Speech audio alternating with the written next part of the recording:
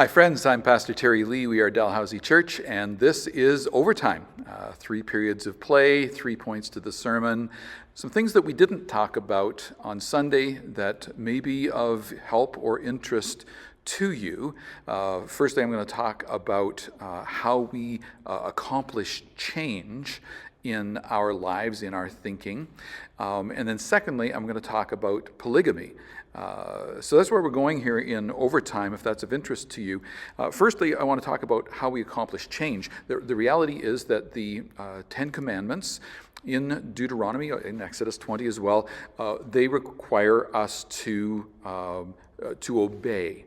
Thou shalt nots call us to a particular behavior. What do we do when that behavior is elusive, when we're having difficulty conforming to the expectations? Here we're talking about adultery. I hope it's not your difficulty that being faithful to your spouse, or if you're not married, being sexually abstinent, or if you have illicit desires, things that are just not okay according to scriptures, how do we bring ourselves to a place of conformity to the instructions that God gives? Moses was giving instructions to the people of Israel standing on the plains of Moab, looking across the Jordan River, anticipating going into the land God had promised them. And the book of Deuteronomy, these sermons, the 10 Commandments, are how to be successful in the land as God's people. How would they live in these ways? And these were some instructions that if adhered to, if listened to, would yield success. And one of those instructions, we'll talk about some of the safeguards, the boundaries that are put in place in order to protect the vulnerable people in society, in order to protect the cultural ethos, in order to protect the highest priority, which is the ambition that they would represent Yahweh accurately, effectively. That same commission is on us as followers of Jesus. We're not going into the land. We're not trying to be the people of God in a particular geographical area. We are the people of God across all geographical areas, across all genders, across all ethnicities. But how do we represent him accurately? And if we come back to some of the principles here, we're going to find that valuable. But it's not always that easy. Sometimes we find our sticking points. Dr. Carolyn Leaf is a cognitive neuroscientist. She's Canadian, works out of Toronto. She's a follower of Jesus. She will talk in her literature, wrote a book called Switch on Your Brain, wrote another book called The Perfect You. Those are fairly accessible books. I've not read the books. I have heard her lecture and heard her quoted and referenced in multiple places. And the way I came to actually know about her is that I was seeing a counselor, getting some coaching, some perspective on some things that were going on in my life, and they referenced this with great glee. What Dr. Leaf has done is in recent, over the last decade or so, has been able to show what we've always known to be true from the scriptures, to show that it's true, and that's this, that it is possible to change how we think. And she was able to, with modern technology, show that through cognitive therapy, as people begin to tell themselves things that are true and counter the lies they have believed, that they begin to change. And you can actually see it on the computer screen as they can assess the transformation, the change in the actual brain, the neural plasticity of the brain. And so she talks about mind and body connections. She talks about managing. She uses something she calls the 21-day brain detox, where you identify negative thought patterns that are being unhelpful, and you replace them with the truth, with helpful thought patterns. So this can be a very superficial kind of, I want to be a better me, but this can go to the deepest parts of, but I'm struggling with, fill in the blank. And there's this invitation. I'm thinking of Romans chapter 12, verses 1 and 2, where Paul writes, he says, therefore offer your bodies a living sacrifice, holy and acceptable unto the Lord. This is your reasonable act of worship. Be renewed in your mind, not conforming no longer to the patterns of this world. And it's that renewing of the mind piece that Dr. Leaf begins to help coach in a really constructive and helpful way. You can begin to believe the truth of Scripture. So I use this in the message on Sunday, the idea that thoughts lead to, so what I believe leads to what I think. Leads to how I behave. If I want to change how I behave, I need to track that back. If I have a behavior that I don't like or that I realize is unbiblical or ungodly, I need to trace that back to saying, well, what was I thinking when I behaved in that way? And what's the belief that is under that thinking? Replace the belief with truth, and I will eventually be able to transform the behavior. So this is the idea. It's an utterly biblical idea, but Dr. Leaf has put it into some really fantastic scientific language.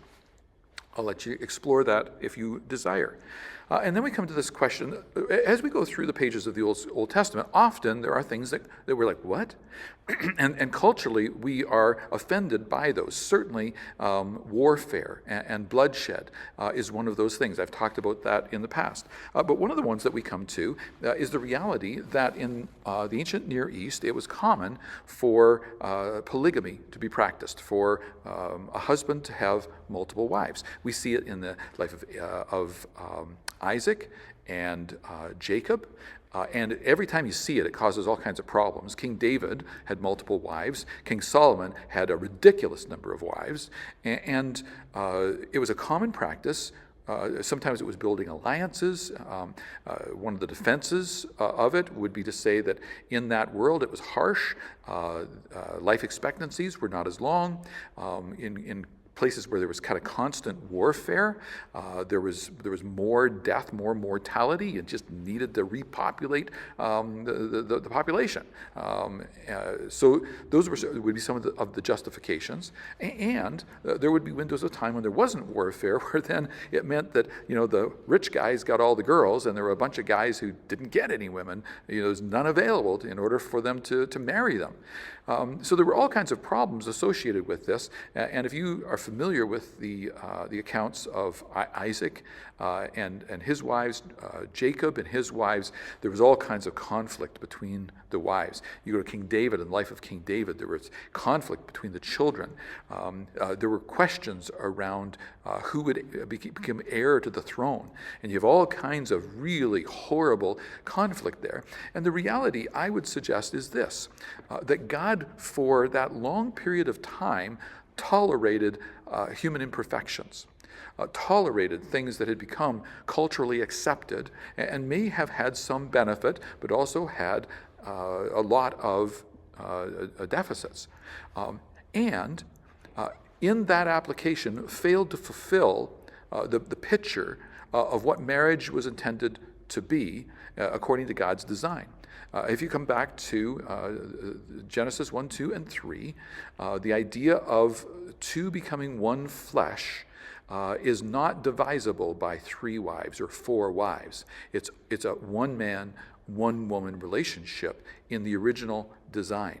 And by the time we get to the New Testament, there's been a big migration culturally in how those things were practiced. In theory, the Roman culture had renovated this and considered multiple wives to be a ridiculous idea, a horrific, immoral even idea. And yet, the Romans were well known for having their trysts and their mistresses on the side. It was a very duplicit position, inconsistent position, immoral position, unbiblical position. But increasingly it was common for the one woman, one man marriage to be present. But even up to recent centuries where Mormons have taken multiple wives in some cases, that kind of thing, it's still a question that comes. And sometimes people will come back to something like this and justify it because it was good enough for them. Why is it not good enough for now? And one of the reasons was it wasn't good enough then. It was tolerated then. There were boundaries put around the limitations. So for instance, you come to Deuteronomy chapter 21, and verse 15, it talks about a man with 2 wives and how he is to manage that, and the rights of the firstborn, and some things like this that become part of the boundaries that are put in place in order to limit the harm that would be there. This would be true in many cases. This is true of how slaves were handled. Old Testament, slaves seem to be permitted. The boundaries are there in order to protect them. In comparison to other ancient Near East cultures, the safeguards were really quite substantial. Women, guarding and caring for women, they were not just property, as in many of these other ancient cultures. They had rights. They were to be safeguarded, and marriage was the place for that safeguarding to take place. And so some of the sexual ethic that we've been talking about around adultery comes back to this idea that protections are necessary, especially for the most vulnerable in our society. In that society, women were extremely vulnerable, and God was putting some boundaries around it. We may not like what those boundaries were for them, and recognizing that it was for them is part of how we recognize then that doesn't give us permission to import something that was intended for that people at that time, going into that land to be that people to serve God's purposes in that era. We can't import that to today. That's not transferable, but there are principles there, and those principles come around the valuing of God, the first 3, 4 commandments. He gets to be who he is, and we are to revere that. And the valuing of one another, this protection of parental rights, the protection of marital rights. You have the right to a faithful spouse. It is to be expected that I will be obedient and I will be faithful to my spouse. We are called to this higher plane. And where there is struggle, there are ways to grow and mature it. That would bring us back then to the idea that if you don't have a relationship with a counselor, perhaps consider doing that. Maybe there's some things that need to be talked through, and someone with some training can help you engage in those conversations. If that's something that you would benefit from, please talk to me or Pastor Tony, and let us try to set you up with someone who could be helpful to you.